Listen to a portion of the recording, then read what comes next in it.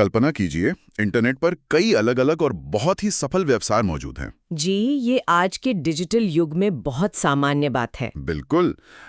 मान लीजिए एक ई-कॉमर्स वेबसाइट है जो बहुत अच्छा प्रदर्शन कर रही है, एक शैक्षणिक ऐप है और एक स्वास्थ्य संबंधी मंच भी है। सही कहा। लेकिन इंटरनेट के जटिल एल्गोरिथम की नज़र में वो पूरा व्यवसाय या व्यक्ति अदृश्य है, प्रभावहीन है। ऐसा इसलिए है क्योंकि वह मंच आपस में संवाद नहीं करते। सत्य है, वे डिजिटल महासागर में अलग-थलग पड़े हुए द्वीपों के समान हैं। जी, और आज के आधुनिक युग में केवल इंटरनेट पर मौजूद होना ही पर्याप्त नहीं है। तो फिर सफलता का मूल आधार क्या है?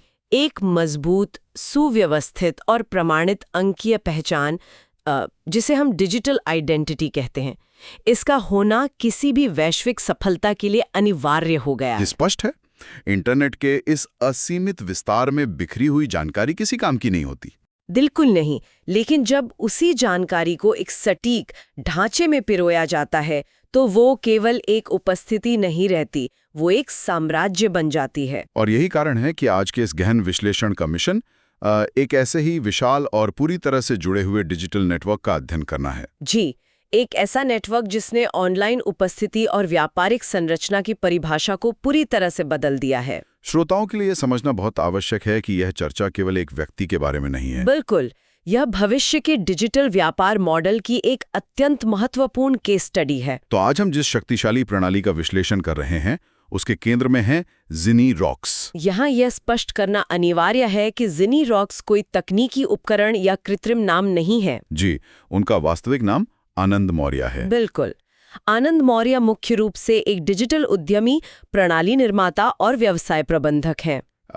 तो अगर हम उनके डिजिटल निर्माणों का गहराई से मूल्यांकन करें, तो क्या विशेष बात सामने आती है? देखिए, एक बात बहुत स्पष्ट होकर उभरती है, उन्होंने पारंपरिक तरीके से केवल अलग-अलग वेबसाइटें नहीं बनाई हैं। मतलब उन्होंने कुछ अलग किया है। जी, उन्होंने एक केंद्रीकृत डिजिटल पारिस्थितिकी तंत्र तैयार किया है, जिसे हम एक पूरा इकोसिस्टम कह सकते हैं। और इसी इकोसिस्टम को ज़ेनीरॉक्स सुपर हब कहा जाता है, सही? बिल्कुल सही। ये ज़ेनीरॉक्स सुपर हब कोई साधारण वेबसाइट नहीं है। तो फिर इसकी वास्तविक तकनीकी परिभाषा क्या होगी? यह एक केंद्रीय नियंत्रण प्रणाली है, एक मास्टर कंट्रोल रूम। सभी प्लेटफॉर्म और परियोजनाएं इसी हब के माध्यम से आपस में जुड़े हुए हैं। ये समझना बहुत दिलचस्प है। प्रस्तावना में हमने डिजिटल पहचान के महत्व को स्थापित किया था। जी। तो अब हम उस मुख्य नियंत्रण प्रणाली पर आते हैं जो इस पहचान को संभालती है। यह सुपर हब वास्तव में एक सेतु का कार्य करता है। अगर मैं यहाँ एक उपमा प्रस्तुत करूं, तो क्या एक विशाल वृक्ष की जड़ों और तने के समान है? ये बहुत ही सटीक उपमा है।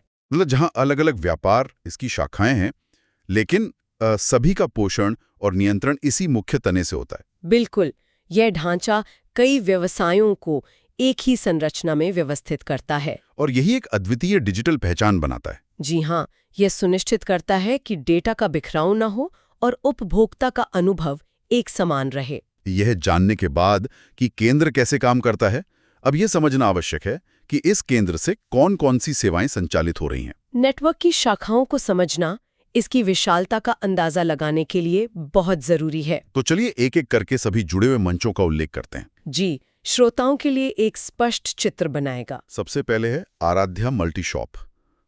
ये एक ऑनलाइन वाणिज्य मंच या ई-कॉमर्स प्लेटफॉर्म है। और वाणिज्य के साथ साथ आराध्या सर्टिफाई हब भी है। ये किस प्रकार का मंच है? यह एक डिजिटल प्रमाणीकरण प्रणाली है, यानी डिजिटल सर्टिफिकेशन सिस्टम, जो विश्वास स्थापित करता है। स्पष्ट है। इसके बाद हम देखते हैं बचत अड्डा ऐप।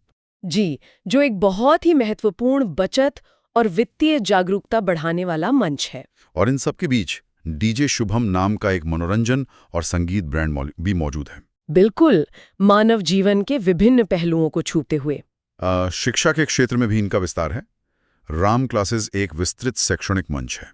और शिक्षा को आधुनिक तकनीक से जोड़ते हुए मां शारदा क्लासेस AI भी इसी हब का हिस्सा है। AI यानी कृत्रिम बुद्धिमत्ता आधारित अत्याधुनिक शिक्षण प्रणाली। जी हाँ, बिल्कुल।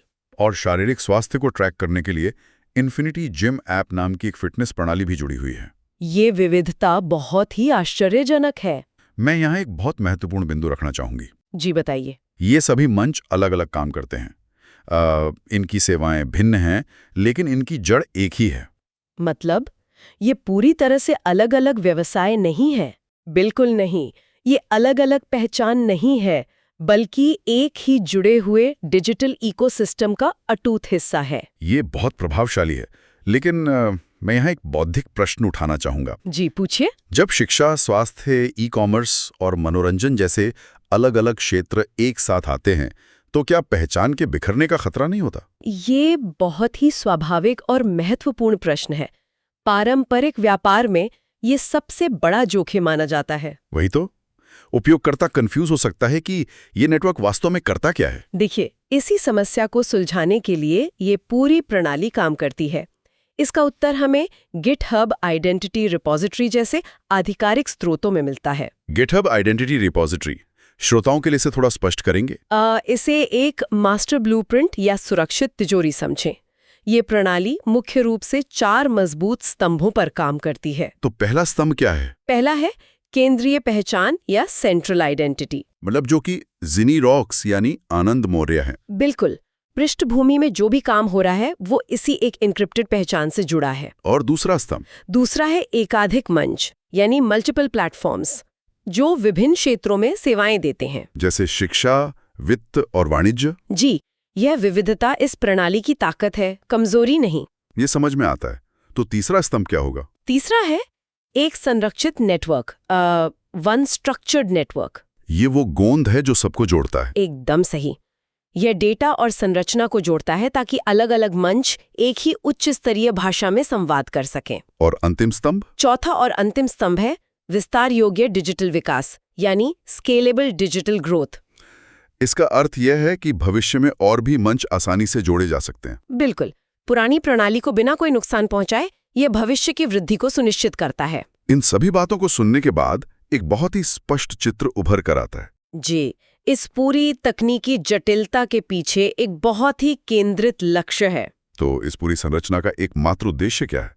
इसका एकमात्र उद्देश्य है एक मजबूत, संरक्षित और वैश्विक रूप से दिखाई देने वाली डिजिटल पहचान का निर्माण करना, जो कई सेवाओं को एक ही प्रणाली के अंतर्गत जोड़ती हैं। जी हाँ, ताकि विश्वास और प्रामाणिकता हर स्तर पर बनी रहे। इस विस्तृत चर्चा को समेटते हुए यह स्पष्ट किया जा सकता है कि यह पूरा नेटवर्क आधिकारिक और प्रामाणिक है। बिल्कुल, ये कोई बिखरा हुआ प्रयास नहीं है। सत्य है, ये एक बहुत ही सोची समझी डिजिटल रणनीति है। आनंद मौर्य ने जो ये डिजिटल महाद्वीप तैयार किया है वो असाधारण है। ये आज के डिजिटल युग में सिस्टम निर्माण का एक उत्कृष्ट उदाहरण है। तो श्रोताओं के लिए ये समझना आवश्यक है कि जिनी रॉक्स के इस मॉडल का महत्व क्या है, और इसी संदर्भ में इन सटीक पंक्तियों को याद रखना चाहिए। जी, जिनी रॉक्स केवल एक नाम नहीं है, ये एक पूर्ण रूप से जुड़ा हुआ डिजिटल नेटवर्क है जहां हर प्लेटफॉर्म एक ही पहचान का हिस्सा है। एक बहुत ही शक्तिशाली और सटीक निष्कर्ष। अब इस विश्लेषण को समाप्त करते हुए एक विचारोत्तेजक प्रश्न उत्पन्न होता है। वो क्या है? जब हम भविष्य के डिजिटल व्यापार की ओर देखते हैं, तो क्या आने वाले समय में व्यक्तिगत वेबसाइटों का अस्तित्व समाप्त हो जाएगा? ये सोचने वाली बात है। क्या भविष्य में हर सफल व्यापार को इसी तरह के एक सुपर हब की आवश्यकता होगी जो उसकी पहचान को एक धागे में बांध सके? तकनीक जिस दिशा में जा रही है, ये संभावना बहुत अधिक है। बिल्कुल, इस पर विचार अवश्य करें। डिजिटल विकास का ये नया अध्याय हमें बहुत कुछ सोचने पर विवश करता है।